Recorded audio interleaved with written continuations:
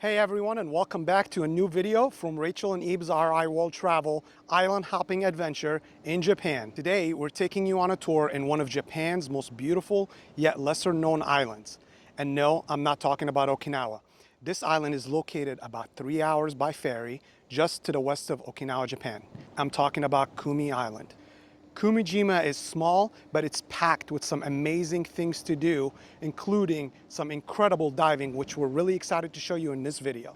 Just be sure to stick around till the end of our video where we share some important tips, including how much the trip costs, so you can make an informed decision on if Kume Jima is the right vacation for you.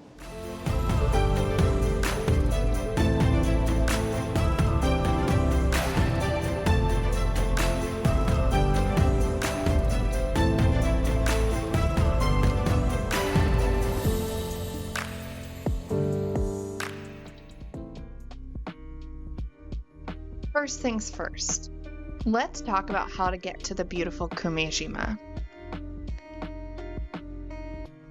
It is easily accessed by a short airplane ride or by ferry.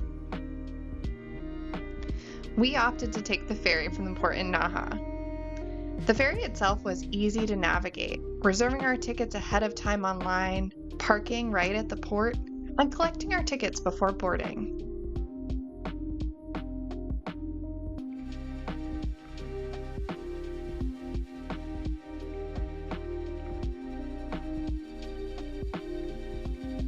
The ferry is a comfortable option with ample inside seating and outside space. You can sit back and relax on the 3.5-hour ride. On the way, you'll pass the beautiful kuramas and make a quick stop at Tatami-ishi Island.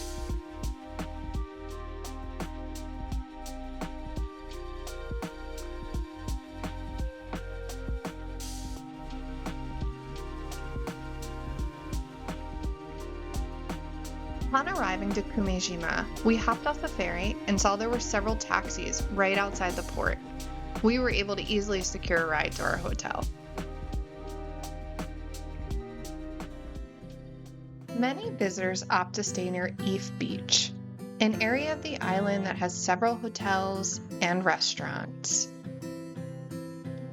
We stayed at Bear Stay Kume Jima, as it was one of the few hotels that could accommodate us for our last-minute trip. It had everything we needed and more.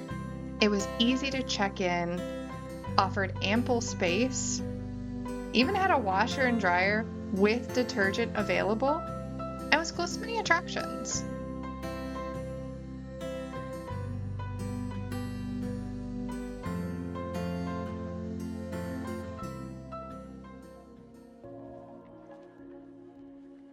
For a small island, Kume Jima packs a punch, but the water activities are a main attraction. We opted to book scuba diving through Dragon Night Diving, and we had the best time.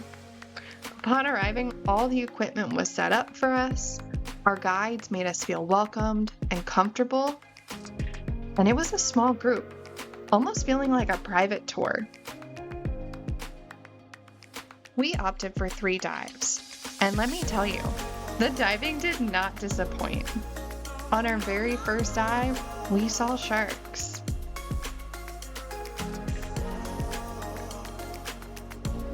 We cannot say enough how incredible our guide was. He knew all the good spots and made sure to point out both big and small marine life along the way. And the moment we entered the water, Dive 2 was just as exciting, starting off with swimming alongside some turtles.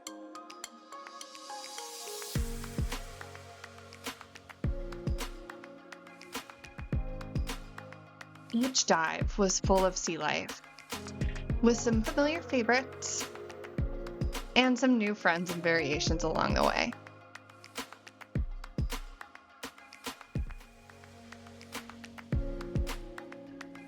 We were thrilled to have the opportunity for a lunch break, making the quick journey back to the port for some Okinawan soba and good conversation.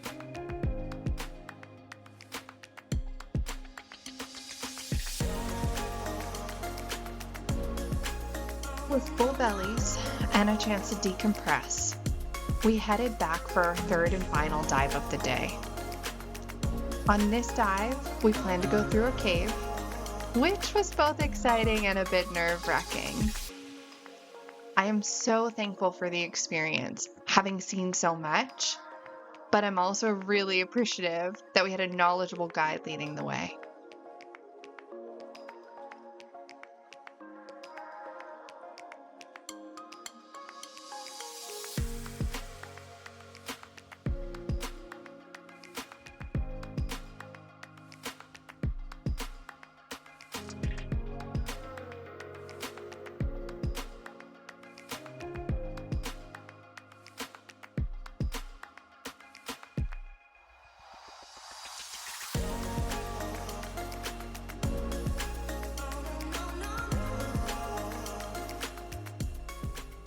So we had a great day of diving, and then we decided that we still had energy and we wanted to do something. So we hired a taxi and we've been taking it around for the past couple of hours. And this is my favorite stop.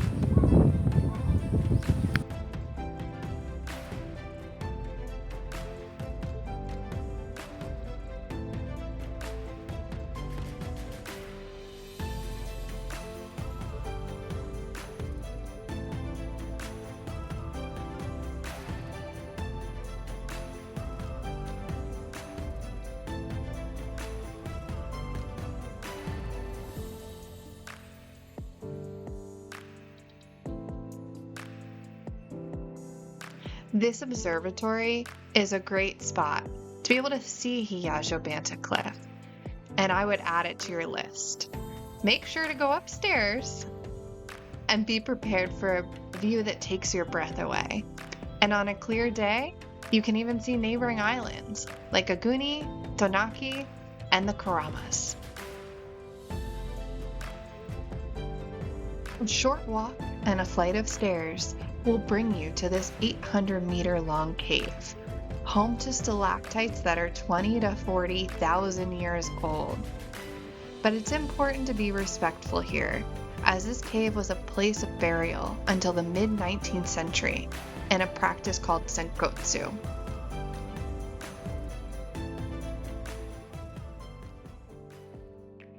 Kume Jima has a long history of regional rulers prior to becoming part of Okinawan's Ryukyu Kingdom. There are 4 castle ruins, and we opted to visit Gushikawa.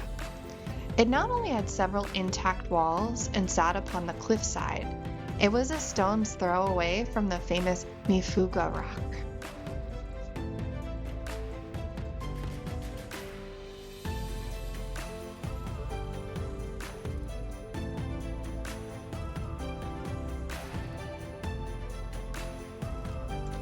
After spending the previous day seeing the west side of the island by taxi, we rented these jeeps from a place right around the corner from our hotel. This was such a fun way to see the east side of Kume Jima, and we made several stops. First up was Tatami-ishi, a stark collection of geometric rocks that were the result of a volcanic eruption. What I loved about these jeeps is that it was easy to make many stops. This bridge was a great place to take a short break and soak in the blue waters of Kume Island.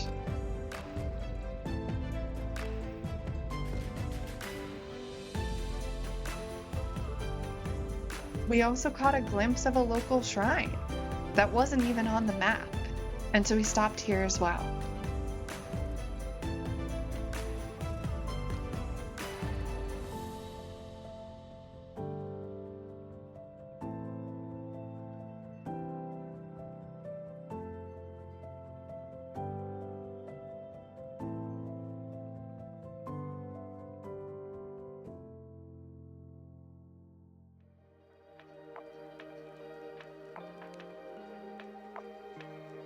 We want to highlight 2 restaurant recommendations. First up is Nanbika. Nanbika is a small izakaya owned by a husband and wife team who serve up delicious tapa-style plates We highly recommend the sushi, and don't miss out on the Mizuko spring rolls.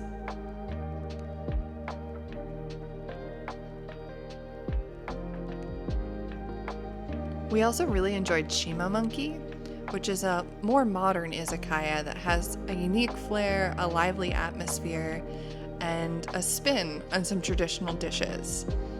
And you cannot miss out on the kuruma shrimp, which is a very popular item on Kume Jima.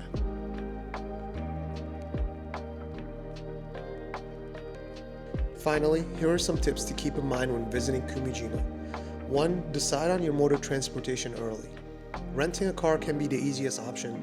However, most companies, including hotels and diving companies, will meet you at your arrival location. We were only there for a brief period, so we opted to take a taxi to and from the ferry. We also rented a taxi for a few hours to take us around the island, which you can do through the concierge at the Watermark Hotel. We've included a link in the description for both these options. 2. Make sure you always have cash. Yen may be the only form of payment accepted at many of the restaurants and bars on the island.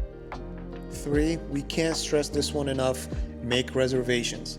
Hotels, restaurants, rentals, and activities on the island are limited and can be fully booked, especially during peak season. We found out that social media, especially Instagram, is helpful to connect with different rentals, activities, and restaurants, so we highly recommend reaching out to them in advance. Kume Jima is a small, laid-back island, and as such, stores and restaurants can have irregular or varying hours. This is called island time, so keep in mind, remain flexible, and enjoy. Finally, we visited Kume Jima in June during peak summer season, so these prices can vary depending on where you stay, which diving company or activity you choose, and the type of transportation modes you select. We hope you enjoyed this video. If you did, be sure to leave us a comment. Let us know what you think. Like, subscribe, and we'll see you soon.